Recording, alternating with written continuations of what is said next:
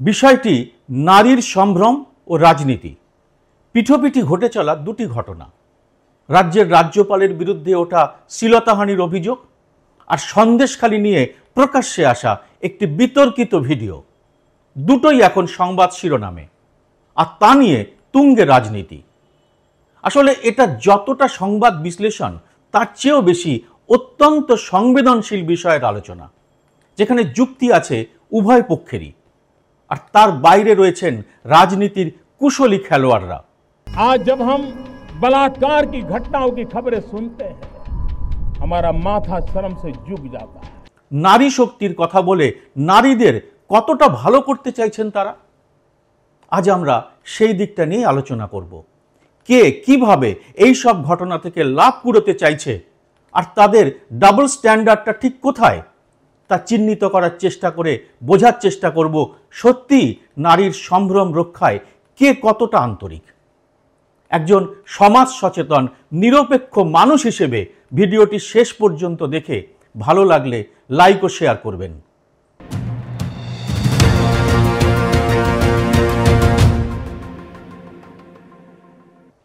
নমস্কার, সবাইকে স্বাগত। আমি সুব্রত বসু। মহিলাদের উপর যৌন অত্যাচার, শ্লীলতাহানি, ধর্ষণের অভিযোগ খুবই গুরুতর। প্রতিটি অভিযোগই গুরুত্ব সহকারে দেখা উচিত পুলিশের। সংবেদনশীলভাবে তদন্ত করে সঠিক ধারায় মামলা করা উচিত। কোনো অভিযোগই হেলাফেলা করার অবকাশ নেই। তবে এসবের পাশাপাশি এখন এ প্রশ্ন উঠছে, নিছক রাজনৈতিক সুবিধা পাওয়ার জন্যে অথবা কাউকে কালিমালিপ্ত করার জন্যেই কি অনেক সময় এ ধরনের যৌন নির্যাতনের অভিযোগ ব্যবহার করা হচ্ছে? আসুন আমরা প্রথমে ব্রিজভূষণ শরণ সিংহের শরণাপন্ন হই। ব্রিজভূষণের নাম বা পরিচয় নতুন করে দিয়ে তাকে আর ছোট করে লাভ নেই। তার বিরুদ্ধে যৌন অত্যাচারের অভিযোগ এনে রাস্তায় বসেছিলেন পদকজয়ী মেয়েরা, কিন্তু শাসকেরা কেউ তাদের কথা শুনলেন না। বরং বিরোধীদের হাত শক্ত করতে ব্রিজভূষণের বিরুদ্ধে চক্রান্ত করে যে ওই মহিলারা রাস্তায় বসেছেন তা বারবার জানিয়ে দেওয়া হলো। আর আমাদের প্রধানমন্ত্রী একেবারে চুপ করে গেলেন, আর তার মন কাবাত শোনা গেল না। সুপ্রিম কোর্টে গিয়ে এফআইআর করানোর নির্দেশ আনতে হলো ওই মেয়েদের। তারপরে অবশ্য কোনো সাজা হয়নি বিজেপি সাংসদের।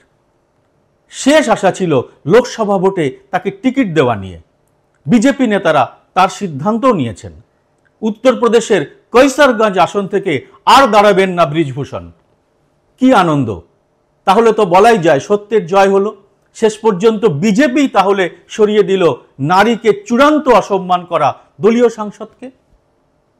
কিন্তু পরক্ষণেই জানা গেল ব্রিজভূষণের টিকিটটা বাতিল করে তা দেওয়া হয়েছে তার ছেলে করণভূষণকে। মানে কি দাঁড়ালো? ব্রিজভূষণকে তাহলে ঝেড়ে ফেলার হিম্মত দেখাতে পারলেন না 56 ইঞ্চি ছাতির মানুষটা। তিনি অবশ্য এখন বিরোধীদের পরিবারতন্ত্রের বিরুদ্ধে লড়াইয়ে ব্যস্ত আছেন। ব্রিজভূষণও তাই ছেলের টিকিট পাওয়ার আনন্দে মহাব্যস্ত হয়ে পড়লেন। এই আনন্দের প্রকাশ ঘটল ছেলের মনোনয়নের দিনেই। এমন শক্তি প্রদর্শন করলেন যে সেখানে হাজির থাকলে আপনাকে বলতেই হতো, বাপরে কি দাপট! এ তো রীতিমতো ভয়ের। এই দাপটের প্রকাশ অবশ্য আগেই দেখেছেন দেশের মানুষ। যে নাবালিকা কুস্তিগিরের বাবা তার মেয়ের শ্লীলতাহানির অভিযোগ করেছিলেন ব্রিজভূষণের বিরুদ্ধে, তিনি ঘুরে গিয়েছিলেন 180 ডিগ্রি। সংবাদ সংস্থাকে ওই নাবালিকার বাবা বলেছিলেন, রাগের মাথায় মিথ্যে অভিযোগ করেছিলাম। তার মেয়েকে যে ব্রিজভূষণ যৌন নিপীড়ন করেননি তাও জানিয়েছিলেন নাবালিকার বাবা। ভালো করে লক্ষ্য করুন, এক অভিযোগকারী স্বীকার করে নিচ্ছেন তিনি মিথ্যা অভিযোগ করেছিলেন। ভাবতে পারেন নাবালিকার বাবা এখন সত্যি বলছেন না আগে সত্যি বলেছিলেন তা জানার কিন্তু কোনো উপায় নেই। আপনি অনুমান করতে পারেন। নাবালিকার চোখের জল আপনাকে বিচলিত করতে পারে। ভাবতে পারেন সাংসদের দাপটের কথা। এত যার দাপট, যার বিরুদ্ধে পক্সো ধারায় মামলা করতে দ্বিধাদ্বন্দ্বে মরে যায় পুলিশ, তার পক্ষে অতি সামান্য একজনের বয়ান বদলাতে বাধ্য করা কি কোনো বড় ব্যাপার? দেশের জন্য পদকজয়ীরা বসে থাকেন রাস্তায়, তাতে বয়ে গেল।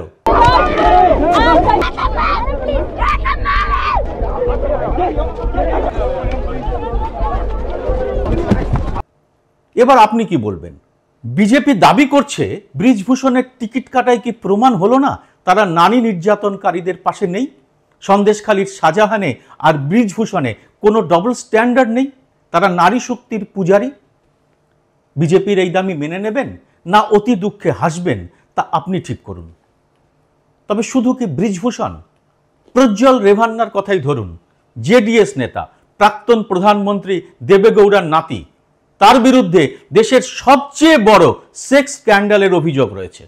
শয়ে শয়ে মহিলার উপর অত্যাচার করার ভিডিও ফাঁস হয়ে গেছে। আপাতত তিনি পালিয়েছেন জার্মানিতে। সেই প্রজ্জ্বলকে তো ফের এনডিএ জোটের প্রার্থী করেছিল বিজেপি। আর কর্ণাটকের বিজেপি নেতাদেরই দাবি সব জেনেও মোदी अमित शाह ताते शिलमोहर লাগিয়েছেন। क्या मोदी जी इसकी दरिंदगी के बारे में जानते थे या अनभिज्ञ थे? नरेंद्र मोदी इसके यौन कुकृत्यों के बारे में पूरी तरह से जानते थे। उनको हर बात का पता था। उनको पता था कि इसके हजारों अश्लील पॉर्न वीडियो है जहां पर इसने औरतों के साथ जघन्य यौन उत्पीड़न का काम किया है, सैकड़ों औरतों की जिंदगी बर्बाद करी है, उसमें हर उम्र की महिला शामिल है। बुजुर्ग 63 साल की काम करने वाली घर पर से लेकर सांसदों और कार्यकर्ताओं तक सब पता था नरेंद्र मोदी को। सब पता था 14 अप्रैल को जब वो मिल रहे थे, सब पता था जब उसको अपना साझा उम्मीदवार बना रहे थे। दिसंबर 2023 में बीजेपी के ही एक नेता देवराज गौड़ा ने बीजेपी के शीर्ष नेतृत्व को, नरेंद्र मोदी, अमित शाह और जेपी नड्डा को यह चिट्ठी लिखी, प्रदेश अध्यक्ष को चिट्ठी लिखी और उन्होंने पेन ड्राइव के बारे में जानकारी दी, प्रज्वल रेवन्ना के यौन विचलन के बारे में जानकारी दी और कहा इस आदमी को उम्मीदवार मत बनाइएगा। दिसंबर 2023, 4 महीने पहले। 11 जनवरी 2024 को देवराज गौड़ा ने प्रज्वल के खिलाफ बीजेपी आला कमान को लिखा था। उसके बाद उन्होंने प्रेस वार्ता की, सार्वजनिक किया इस सारी बात को और बताया कि ऐसा आदमी है, इसके ये कुकृत्य है, ये बातें सामने आई हैं, इसको टिकट नहीं देना चाहिए, इसको उम्मीदवार नहीं बनाना चाहिए। पहले लिखा और उसके बाद बीजेपी के आला कमान को सूचित किया, प्रेस वार्ता की। उसके बाद फरवरी और मार्च में फर्जी चाणक्य इस देश के गृह मंत्री अमित शाह कर्नाटक के दौरे पे जाते हैं, मैसूर पहुंचते हैं और तब पूर्व बीजेपी विधायक प्रीतम गौड़, पूर्व विधायक एटी रामास्वामी और कार्यकर्ताओं ने इस प्रज्वल रेवन्ना की उम्मीदवारी के खिलाफ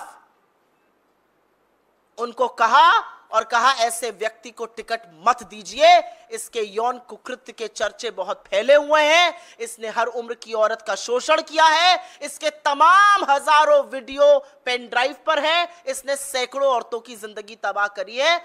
मार्च तक अमित शाह से मिलकर बीजेपी के पूर्व विधायकों ने, उनके नेताओं ने मैसूरू में यह बात कही। টিকিট দেওয়ার 4 মাস আগে সব জানানো হয়েছিল স্বরাষ্ট্রমন্ত্রীকে। এত বড় স্বরাষ্ট্র দপ্তরকে কাজে লাগিয়ে তিনি কি কিছুই জানতে পারেননি? হায় শ্রীরাম। তবে এবার কিন্তু মণিপুর, কাটুয়া বা হাতরাসের মতো চুপ করে থাকেননি মোদি। তিনি বরং প্রজ্জ্বলের প্রচারে গিয়ে তাকে ভোট দিতে বলেছেন। যেমন বাংলায় এসে ভোট দিতে বলেছেন রেখা পাত্রকে। একদিকে রেখা পাত্র, অন্যদিকে প্রজ্জ্বল। একটা যুক্তি অবশ্য হাতের কাছেই আছে, তা হলো অন্য দল কাকে প্রার্থী করবে সে তো বিজেপির ব্যাপার নয়। যদি তাই হয় তবে বন্ধুর কীর্তিকলাপের দায়িত্ব তো নিতে হবে। সব জেনেও কেন তার হয়ে প্রচার করতে হবে? তবে আপনি বলতেই পারেন ভোটে জিততে ওসব একটু একটু করতেই হয়। আসলে আমাদের জোটে এলে সবাই কিন্তু একেবারে শুদ্ধ। কি চমৎকার! এরই মধ্যে বাংলায় এসে মোদি, অমিত শাহ বলছেন সন্দেশখালীতে অভিযুক্তদের আড়াল করার চেষ্টা করছে রাজ্য সরকার। সন্দেশখালীর প্রসঙ্গটি সম্পর্কে একটু পরে আলোচনা করছি, কিন্তু তার আগে একটা কথা না বললেই নয়, তা হলো চালুনি হয়ে কি সূচের বিচার করা যায়? বিলকিস বানু মামলায় কি বলেছিল সুপ্রিম কোর্ট আপনাদের মনে আছে নিশ্চয়ই। বিচারপতি বি.ভি. নাগারাত্না এবং বিচারপতি ভুয়ানের পর্যবেক্ষণ ছিল জালিয়াতি করে ধর্ষকদের মুক্তি দেওয়া হয়েছিল, কারণ ধর্ষকদের মুক্তি দেওয়া সংক্রান্ত কোনো অধিকারই ছিল না গুজরাট সরকারের। গুজরাতে সরকারে কারা? যে দল বাংলায় এসে বলছে তৃণমূল সরকার যৌন নির্যাতনকারীদের বাঁচানোর চেষ্টা করছে, সেই দলের সরকারই এখতিয়ার বহির্ভূতভাবে গণধর্ষণে অভিযুক্তদের জেল থেকে ছাড়ানোর চেষ্টা করেছে। এবারও কিন্তু চুপ প্রধানমন্ত্রী, আর তার দলের লোকরা কি বলছেন তা তো কারো অজানা নয়। वैसे इनोसेंट लोगों को भी शायद इसमें इन्वॉल्व किया जाता है। वो क्लियर है कि भाई उसने पहले भी कुछ गुनाह नहीं किया था, उसके फैमिली के मेंबर के जो कोई एक्टिविटी है वो बहुत अच्छी थी, ब्राह्मण लोग थे, और वैसे भी ब्राह्मण के जो कुछ है उसके संस्कार भी बड़ा अच्छा था। क्राइम किया कि नहीं किया हमको पता नहीं। আচ্ছা, এসব কথা শুনে আপনাদের কি মনে হয় সত্যিই কি প্রতিটি ক্ষেত্রে নারী নির্যাতনের বিচার হয়, নাকি যতটা না বিচার হয় তার চেয়ে বেশি হয় রাজনীতি? সমাজে অপরাধ ছিল, আছে, থাকবে। নারীদের প্রতি অপরাধ প্রবণতা উধাও হয়ে যাবে এমনটাও নয়। উন্নত দেশে তা কম, অনুন্নত দেশে বেশি। গত কয়েক বছরে মোদির আমলে নারী নিগ্রহ কিন্তু বেড়েই চলেছে। এনসিআরবির পরিসংখ্যান বলছে 2014 সালে নারী নিগ্রহের ঘটনা বছরে 3.38 লক্ষ থেকে বেড়ে 2022 সালে 4.45 লাখে দাঁড়িয়েছে। কিন্তু এটা তো হিমশৈলের চূড়া মাত্র। কজন মহিলাই বা তাদের নিগ্রহের কথা পুলিশকে জানাতে আসেন? পরিসংখ্যান যাই হোক, সরকারের একটা চেষ্টা তো থাকা উচিত ন্যায় বিচার প্রতিষ্ঠা করার, এমন পদক্ষেপ করা যাতে আরও বেশি আর্থিক মানসিকভাবে স্বাবলম্বী হয়ে ওঠেন মহিলারা। রাজনৈতিক দলগুলি যা করছে তাতে এই লক্ষ্য পূরণের আশা কি দেখা যাচ্ছে? এবার আসা যাক সন্দেশখালিতে। অনেক দিন ধরেই ভোট চর্চায় বিরোধীদের তুরুপের তাস এই সন্দেশখালি। সেখানেও মূল অভিযোগ কিন্তু নারী নিগ্রহ। সম্প্রতি আবার সেই বিতর্কে ঘি ঢেলেছে একটি ভিডিও, স্টিং অপারেশন। সেখানে এক বিজেপি নেতা নাকি স্বীকার করছেন টাকার বিনিময়ে মহিলাদের নিয়ে নাকি শ্লীলতাহানির অভিযোগ করানো হয়েছে। সবটাই নাকি শাহজাহানকে প্যাঁচে ফেলার জন্যে, রাজনৈতিক জমি দখলের জন্যে। শাহজাহান ও তাদের দলবলের বিরুদ্ধে অভিযোগ ছিল পার্টি অফিসে ডেকে মহিলাদের দীর্ঘ সময় আটকে রাখা এবং নানা রকম যৌন নির্যাতন চালানো।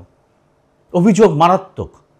প্রথম থেকেই মূল অভিযুক্ত শাহজাহানের পাশেই দাঁড়িয়েছিলেন তৃণমূল নেত্রী তথা মুখ্যমন্ত্রী মমতা বন্দ্যোপাধ্যায়। তখন দেখা যায় ত্রিভুবন ফুঁড়েও কেন্দ্রীয় এজেন্সির অফিসারদের মারধরে অভিযুক্ত শাহজাহানের টিকে খুঁজে পাচ্ছে না পুলিশ। তারপর শাহজাহান সম্পর্কে শাসক দলের সুর বদলাতে শুরু করতেই ধরা পড়ল শাহজাহান। গোড়া থেকেই তৃণমূল অবশ্য দাবি করছিল ওখানে নারী নির্যাতন হয়নি, তবে হ্যাঁ, জোর করে জমি দখলের অভিযোগ রয়েছে, কৃষি জমিতে নোনা জল ঢুকিয়ে ভেড়ি করার অভিযোগও রয়েছে। সন্দেশখালির ভিডিওটি প্রকাশ্যে আসার পর মমতা এক জনসভায় বলেছেন, টাকা গেলে টাকা ফেরত পাওয়া যায়, কিন্তু মা বোনেদের সম্মান গেলে তার ফেরত পাওয়া যায় না। ভালো কথা। এবার একটা প্রশ্ন মনে আসছে, পার্ক স্ট্রিট ধর্ষণ কাণ্ডকে সাজানো ঘটনা বলেছিলেন কে? নেত্রীর চেয়ে আরও এক ধাপ এগিয়ে কাকলি ঘোষ দস্তিদার আবার বলেছিলেন পার্ক স্ট্রিটে ওই দিন কোনো ধর্ষণই হয়নি, যা হয়েছিল তা হলো খদ্দের আর ওই মহিলার সঙ্গে ভুল বোঝাবুঝি। কাকলি পরে ওই মন্তব্যের জন্য অবশ্য ক্ষমা চেয়েছিলেন। মাননীয়া কিন্তু সাজানো ঘটনা নিয়ে ক্ষমা চাননি, বরং এই অভিযোগের পরে মেরুদণ্ড সোজা করে যে পুলিশ অফিসার তদন্ত চালিয়ে সত্যটাকে সামনে এনেছিলেন, সেই দময়ন্তী সেন কিন্তু আজও সরকারের কাছে কার্যত ব্রাত্য হয়েই রয়েছেন। সাজানো বনাম সত্যির পাকদণ্ডির পথ বেয়ে এখন যা ঘুরে চলেছে তা হল রাজ্যপাল সিভি আনন্দ বোসের বিরুদ্ধে শ্লীলতাহানির অভিযোগ। রাজ্যপালের সঙ্গে রাজনৈতিক দলের সংঘাত নতুন কিছু নয়, কিন্তু রাজ্যপালের বিরুদ্ধে শ্লীলতাহানির অভিযোগ এ সংস্কৃতি পশ্চিমবঙ্গে ছিল না। ঘটনাটি সত্যি না সাজানো? কাজের বিচার করা আমাদের কাজ নয়, করছিও না, কিন্তু ওই অভিযোগটাই বিরক্তি উদ্বেগের পক্ষে যথেষ্ট নয় কি? বিজেপির পক্ষ থেকে এটাকে সাজানো বলা হচ্ছে, অভিযোগকারীর রাজনৈতিক পরিচয় সামনে আনা হচ্ছে। আসলে এটা দুধারওয়ালা তরোয়ালের মতো, ঘটনা সত্যি হলেও কাটবে, সাজানো হলেও কাটবে, ফয়দার পাল্লাটা শুধু পাল্টে যাবে। আসলে এ বড় অসময়, সত্যি সাজানো সব গুলিয়ে যায় প্রতি মুহূর্তে, গুলিয়ে দেওয়ার চেষ্টায় কেউ ত্রুটি রাখে না। তবে অসময়ের মধ্যেই তো লুকিয়ে থাকে সুসময়, আর তার জন্যও চাই প্রতিবাদ।